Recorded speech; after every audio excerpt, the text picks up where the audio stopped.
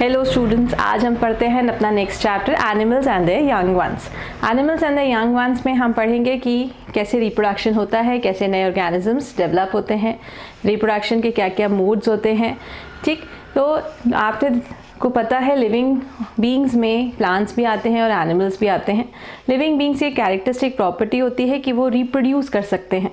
तो आज पढ़ते हैं रिप्रोडक्शन क्या होता है। रिप्रोडक्शन एक प्रोसेस है जिसमें एक लिविंग ऑर्गेनिज्म एक नए ऑर्गेनिज्म को जन्म देता है।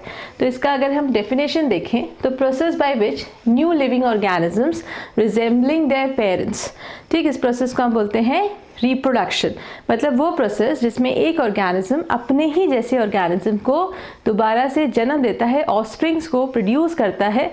इस प्रोसेस को बोलते हैं रिप्रोडक्शन। मतलब रिप्रोड्यूस किया, जैसे थे वैसा ही हमने अपने से आइडेंटिकल, एकदम आइडेंटिकल नहीं, थोड़ा सा डिफरेंट, लेकिन लिविंग ऑर्गेनिज्म को ही हमने रिप्रोड्यूस किया। इस प्रोसेस को हमने बोला रिप्रोडक्शन। अब जो रिप्रोडक्शन होता है उसमें क्वेश्चन बनता है, why do living organisms reproduce. अब लिविंग ऑर्गेनिजम्स को रिप्रोड्यूस करने की क्यों ज़रूरत है? क्योंकि उन्हें अपनी स्पीशीज़ को कंटिन्यू करना है। ह्यूमन बींग्स लगातार रिप्रोड्यूस करते हैं क्योंकि उन्हें ह्यूमन बींग्स की एक पूरी रेस दोबारा से कंटिन्यूटी में रखनी है। प्लांट्स भी रिप्रोड्यूस करते हैं, उनका रिप्रोडक्शन प्रोसेस डिफरेंट होता है क्योंकि प्लांट्स की एक हमें कंटिन्यूटी मेंटेन करके रखनी है। अब रिप्रोडक्शन जो होता है वो दो तरीके से हो सकता है। एक तरीका होता है कि ऑर्गेनिजम्स जो हैं वो अपने यंग वंस को बर्थ दे, तो give birth to the young ones, या फिर एग्स ले करके रिप्रोड्यूस करें। तो कुछ एग लेइंग एनिमल्स होते हैं और कुछ अपने ही यंग वंस को प्रोड्यूस करते हैं, बर्थ देते हैं। जो अपने लिविंग बर्थ देते हैं अपने यंग वंस को, उनको हम बोलते हैं मैमल्स।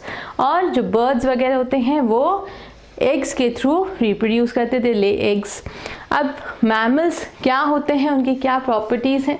तो मैंने बताया मैमल्स क्या हैं, ऐसे ऑर्गेनिजम्स जो अपने ही यंग वंस को बर्थ देते हैं, उन्हें हम बोलते हैं मैमल्स।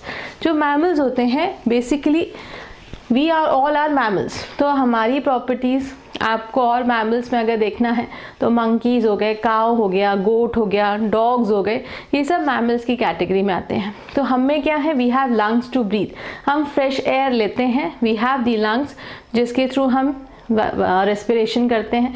तो मैमल्स के कुछ कैरेक्टर्स में पहला है they have lungs to breathe. दूसरा they are warm blooded. Warm blooded का मतलब होता है वो अपने फ्लक्चुएटिंग टेम्परेचर्स के हिसाब से अपने बॉडी टेम्परेचर को चेंज नहीं कर सकते।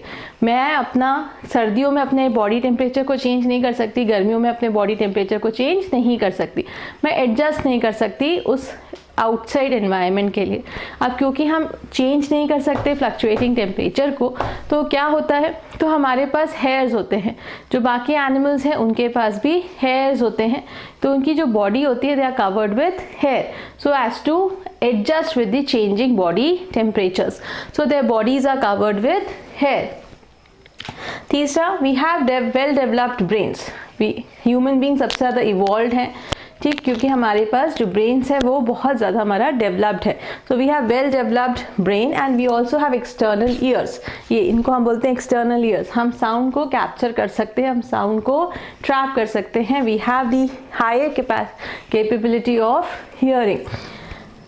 और जो मदर्स होती हैं they feed their young ones with their milk. तो जो बर्थ करते हैं जो मैमल्स होते हैं they can feed their young ones through their milk. They show parental care. Parental care का मतलब होता है पेरेंट्स अपने बच्चों का ध्यान रखते हैं, जैसे कि ह्यूमन बींग्स रखते हैं अपने बच्चों का।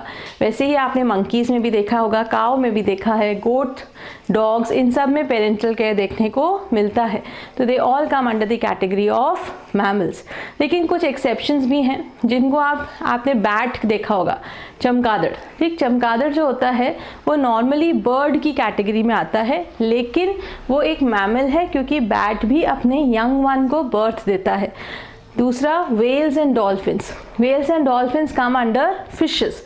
फिशेस नॉर्मली जो होते हैं वो एग लेइंग होते हैं, लेकिन यहाँ पर फिशेस जो हैं, जो वेल्स एंड डॉल्फिन्स हैं, they give birth to their young ones, therefore they are considered as mammals.